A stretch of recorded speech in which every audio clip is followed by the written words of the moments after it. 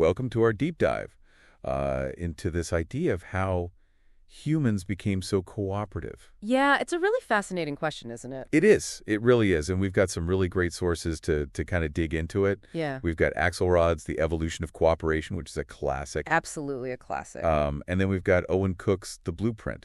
And that's a great look at social dynamics. It is, yeah. And then we've also got Robin Dunbar's The Social Brain. So we're looking at game theory, social dynamics, and the brain. The brain, how it's all wired up. Yeah, how does it all work together? Yeah, so let's jump that in. And I think a great place to start is with Axelrod's Prisoner's Dilemma. Okay, yeah, that's a good one. You've probably heard of it, but it's kind of foundational to understanding this whole thing. It really is. So imagine like two suspects, right? Okay. They get caught by the police. Uh-huh. And they're held separately. They can't talk to each other. Right.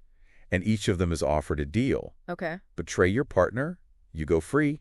But if you both stay silent, you both get a lighter sentence. So what do they do? Right, that's the dilemma. Yeah, because if you think about it from each person's perspective, the best option seems like betraying the other person. Even though if they both stayed silent, they'd both be better off. Exactly. It's like this clash between what's rational for the individual and what's best for the group. It's so interesting. Why wouldn't they just cooperate? Well, there's that lack of trust, right? Yeah. They can't communicate. Right. And they're afraid of getting screwed over, basically. So they end up in this worse outcome. Yeah, they both end up worse off than if they had just cooperated.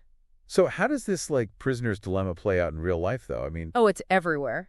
Really? Oh, yeah. Think about arms races between countries. Okay. Each country feels like they have to build up their weapons, even though it would be safer for everyone if they disarmed. Like a prisoner's dilemma. Exactly, a global one. Wow. Or even just something simple like deciding where to go for dinner with a friend. Oh, yeah. You know, you might end up at a place neither of you really wanted because you were too focused on getting your own way. Right, right. So the prisoner's dilemma helps us see why cooperating can be so tricky, even in simple situations. So Axelrod, he didn't just, like, describe the dilemma, right? No, he took it a step further. Oh, yeah. He ran these computer simulations. Oh, wow. To see what strategies would actually work best in a repeated prisoner's dilemma. So like a situation where the players interact over time. Exactly, like in the real world, right? We're not just playing one round of the game with people. And what did he find? Well, this is the amazing part. A super simple strategy called tit for tat consistently beat out way more complicated algorithms. Tit for tat. That sounds interesting. Tell me more about that. It's basically you start by cooperating, and then you just do whatever your opponent did on the previous move. So if they cooperate, you cooperate. If they defect, you defect. Exactly. It's all about reciprocity and forgiveness. So I'm willing to trust you, but if you mess with me, there will be consequences. Right, but you're also willing to forgive and go back to cooperating if they do the same. It's pretty elegant. It is, and it's amazingly robust and successful in those tournaments Axelrod ran. So why was it so successful? Well, why does tit for tat work? Well, few reasons. First, it's clear and predictable, right? The other player knows what to expect, so there's less uncertainty and less fear of being exploited. Okay, that makes sense. Second, it's retaliatory. So there are consequences for bad behavior. Exactly. And finally, it's forgiving. Right, like I said, willing to go back to cooperating. Exactly. So it allows for the possibility of rebuilding trust if things go wrong. So it's not just about being nice all the time, but having a system that encourages good behavior and discourages bad behavior. Right. And that kind of brings us to a question, how does group size play into all of this? Yeah, because we've been talking about these like one-on-one interactions. Right. And that's where Robin Dunbar and his work on the social brain comes in. Specifically his research on the Dunbar number. Yes, the Dunbar number. I've heard of it, but to be honest, I'm a little fuzzy on the details. Well, Dunbar studied primate social groups, and he found this link between brain size and group size. Interesting. And he applied this to humans and suggested there's this cognitive limit to how many meaningful relationships we can maintain. And that number is? About 150. 150? That's a pretty specific number. Why 150? Dunbar argues our brains just aren't built to handle the complexity of interacting with too many people on a deep level. Right. Each relationship takes time and energy. Exactly. Emotional energy, cognitive resources. So it becomes overwhelming beyond a certain point. Right. It's not just about remembering names and faces. It's about truly connecting with people. Yeah, having those meaningful relationships. So Dunbar, he goes even further, right, and suggests that our social networks are structured in these layers. Exactly, with different degrees of closeness. He calls it the Dunbar graph. Yeah, it's a visual representation of how those layers of relationships relate to each other. Okay, I'm a visual person. I need to see this Dunbar graph. Can you walk me through it? Okay, so picture concentric circles. Okay. The innermost circle, that's your closest relationships, maybe 5 to 15 people, family, best friends, people you really confide in. Okay, so like your inner circle. Exactly. Then the next layer that goes out to about 50 people, people you see regularly, have good rapport with. So still pretty close, but not like your absolute closest. Right. And then there's the layer of about 150 your broader social network people, interact with, but not super personally. And beyond that, Beyond 150, the connections get weaker and less frequent. so more acquaintances. Exactly. Dunbar says beyond that point, relationships tend to be more transactional, less emotionally invested. So are you saying that we're hardwired to operate within these circles? It seems that our brains have evolved to prioritize a certain level of social complexity. Exceeding those limits can lead to problems. Like what? Well, misunderstandings, breakdowns in communication, a sense of alienation. Okay, that makes sense. But before we go any further, I have to ask, how does this Dunbar number connect back to the prisoner's dilemma and those strategies for cooperation we talked about earlier? It's a great question, and it's actually a really important connection. It feels like we're jumping between different ideas. Well, think about it this way. Dunbar's work gives us a framework for understanding why cooperation works best within certain limits. Like in smaller groups? Exactly, like those inner circles of the Dunbar graph. Because you have more repeated interactions with those people? Yes, and the consequences of betraying them are more immediate. So the shadow of the future looms larger in those smaller groups. Exactly. You're more likely to cooperate if, you'll be seeing those people again and again. But what happens when we move beyond that Dunbar number to those outer layers of our social networks? That's the challenge, isn't it? Does cooperation become impossible? Not impossible, but definitely more challenging. So what do we do? Well, we need different mechanisms to foster cooperation in those larger, more anonymous groups. Like what kind of mechanisms? Well, think about institutions and social norms. Okay. Laws, for example, they act as a kind of external enforcement. So even if you don't know the person you're interacting with, there are consequences for bad behavior. Exactly. It's like creating a larger scale shadow of the future. Interesting. And what about social norms? They play a huge role, too. Things like waiting in line, holding a door for someone donating to charity. Those are all cooperative behaviors. Right, and they're reinforced by social expectations and by our desire for a good reputation. So even when we're dealing with strangers, we still have this sense that we're part of a larger social fabric? And that our actions have consequences. It's like this invisible web of connections. Exactly. And that brings us to another fascinating aspect of cooperation, the idea of social calibration. Okay, this is where things get a little more nuanced, I think. Yeah, we're moving beyond those mathematical models and into the messy world of human interaction. Right, social calibration. It's all about being attuned to the subtle signals in social situations.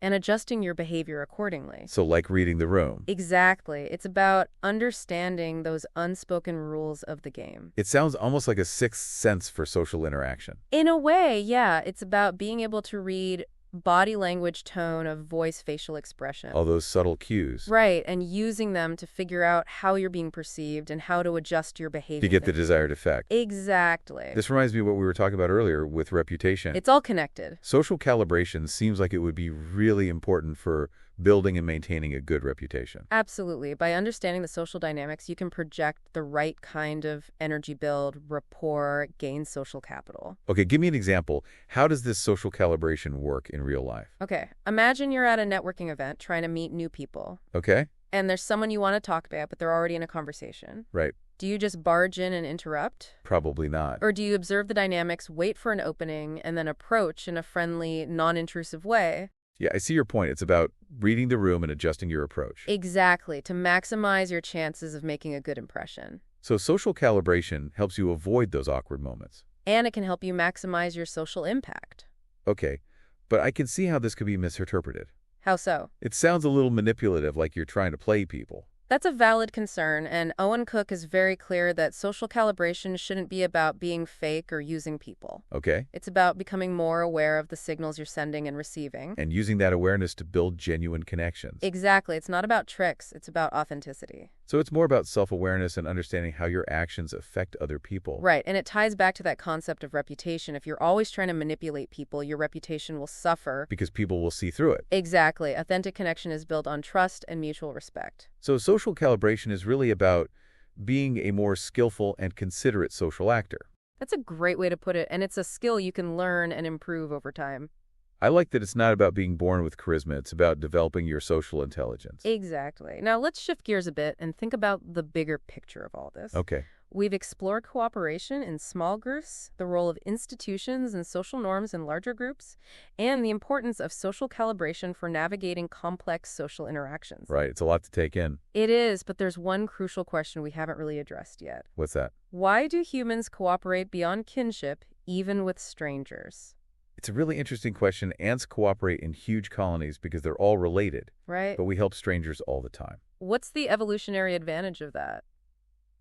It's a great question, and I'm guessing the answer is a little more complicated than because it's the right thing to do. You're right, altruism, especially towards strangers, is a bit of an evolutionary puzzle. Why would we sacrifice our own resources to help someone who isn't related to us? It seems to go against the whole survival of the fittest idea.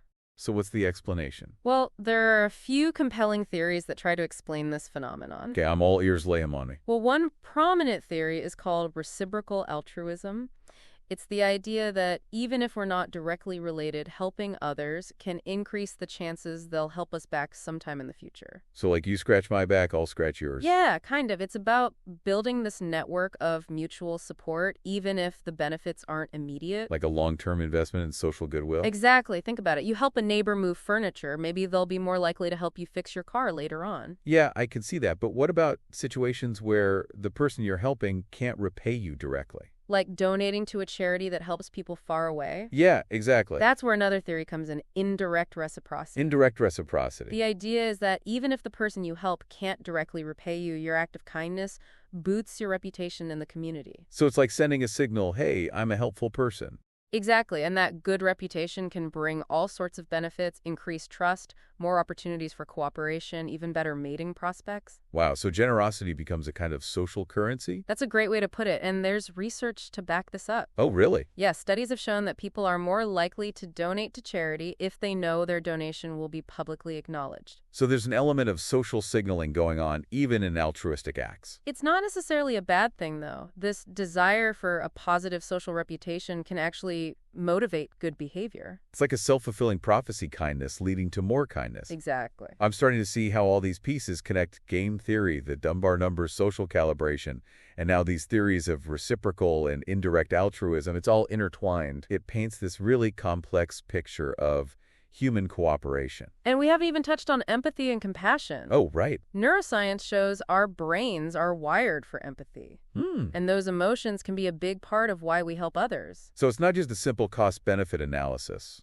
No, it's a whole mix of biological, social, and emotional influences. It's really making me think about all the different factors at play. And it highlights how adaptable humans are. We evolved to cooperate in small groups, but we've also developed these cultural mechanisms to extend that cooperation to larger, more complex societies. It's amazing, but we still struggle with cooperation on a global scale. That's true. We have climate change, poverty, international conflicts, all these problems that need huge amounts of cooperation to solve. You're right. Those global challenges really test our cooperative abilities. It can feel overwhelming. It can, but understanding these principles we've been talking about, reciprocity, reputation, social norms, institutions, that can help us design better strategies. So there's hope. I think so. It requires a shift in perspective from seeing ourselves as isolated individuals to recognizing our interconnectedness and capacity for collective action. That's a powerful thought. It is, and I think it's an important one to keep in mind as we face these global challenges. So what's the takeaway here for our listeners? What can they do with all this information? I think the biggest takeaway is that cooperation is not just some innate quality we either have or don't have. It's something we can cultivate and strengthen. Exactly. By understanding the forces that drive cooperation, we can make more conscious choices about how we interact with others. And build a more cooperative world. That's the goal. This deep dive has been incredible. We've covered so much ground. It's been a real whirlwind, from game theory to social calibration to the evolution of altruism. I feel like I've learned so much. Me too, and it leaves me with a sense of both awe and possibility. Me too. I hope our listeners are feeling the same way. I hope they're inspired to keep exploring these ideas and to think about how they can apply them in their own lives. To build stronger relationships and contribute to a more cooperative world. Exactly, because at the end of the day, that's what it's all about. That's it for this deep dive. Thanks for joining us. Thanks for having me. It's been a pleasure. It's the idea that even if we're not directly related, helping others, it can increase the chances that they'll help us back sometime in the future. Okay, so like a you scratch my back, I'll scratch yours kind of thing. Yeah, kind of. It's about building this network of mutual support, even if the benefits aren't immediate. Like a long-term investment in social goodwill. Exactly. Think about it. You help a neighbor move furniture. Maybe later on down the line, they'll be more likely to help you fix your car. Yeah, I can see that. But what about those situations where the person that you're helping maybe can't repay you directly.